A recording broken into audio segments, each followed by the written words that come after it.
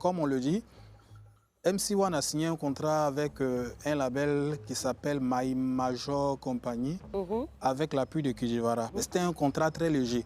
C'est-à-dire on n'avait pas pris beaucoup d'argent, on n'avait pris que 1 700 000 et le contrat courait sur 3 ans. Après les 3 ans, si on voit que le travail ne se fait pas, on libère cette structure et nous on continue dans notre lancée ici à Abidjan. Parce qu'on faisait bien les choses ici en Côte d'Ivoire tranquillement. Du coup, après 3 ans, quand rien n'évolue, on dit à l'artiste, écoute, avec ce label, on voit que rien n'évolue, voici l'argent, on va tout rompre. Mais on arrête. Il ne veut pas, parce que bon, c'est un enfant aussi, à l'époque. Il a du rêve, il a fait des featuring, machin, et puis voilà, il veut continuer son rêve.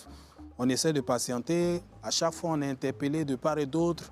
Nous, ça nous met mal à l'aise. On lui dit, écoute, laisse tomber, on passe à autre chose, on va rompre ce contrat. J'ai mes avocats qui est là, c'est un contrat basique, c'est même pas beaucoup de pages, c'est rien de bon. En plus, c'est nos gars d'ici, un Congolais, un Camerounais, il n'y a pas de problème, on casse. Mais le petit, il était dans son état d'esprit. Donc, on le laisse faire ces choses. Le contrat finit et lui-même, il part signer d'autres contrats. On ne sait pas qu'est-ce qu'il a signé là-bas. Bon, tu viens, tu expliques ton problème. Ceux qui peuvent t'aider, ils vont t'aider. Que de toujours chercher à mystifier l'affaire. Oui, machin. Mais c'est à toi seul, tu fais du mal. Kijivara, il est là, il parle sur tous les plateaux.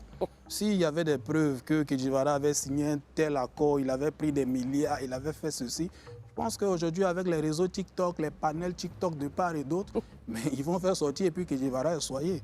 Mais Kijivara parle avec beaucoup de liberté et tranquillité. Du coup, c'est lui seul qui sait ce qui se passe dans sa vie, c'est lui seul qui sait qu'est-ce qu'il a signé là-bas après la première signature que nous avons faite ensemble. Et on lui souhaite beaucoup de chance parce que c'est quelqu'un qu'on a beaucoup aimé. Et voilà, aujourd'hui, le voir à ce niveau, ça nous fait énormément mal. Et puis voilà quoi. Donc c'est lui seul qui pourra vous dire, parce que c'est lui seul qui sait. Et comme il ne veut pas parler, il est dans sa bulle, bon, c'est à lui de voir. C'est clair. Et après tout ce qui s'est passé, comme tu viens de dire justement que ça te fait de la peine, en fait, ça te fait du mal de le voir dans cette situation. S'il décidait de revenir vers toi, quelle serait ta réponse?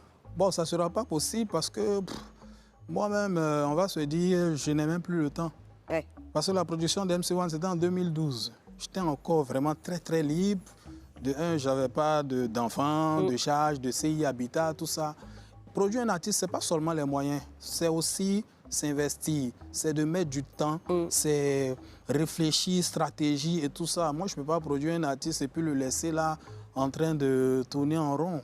Du studio d'enregistrement au clip, à la sortie de l'album, il faut réfléchir tout ça. Et moi, franchement, j'ai même plus le temps pour ça. Parce que MC1, pour ceux qui bavardent beaucoup sur les réseaux,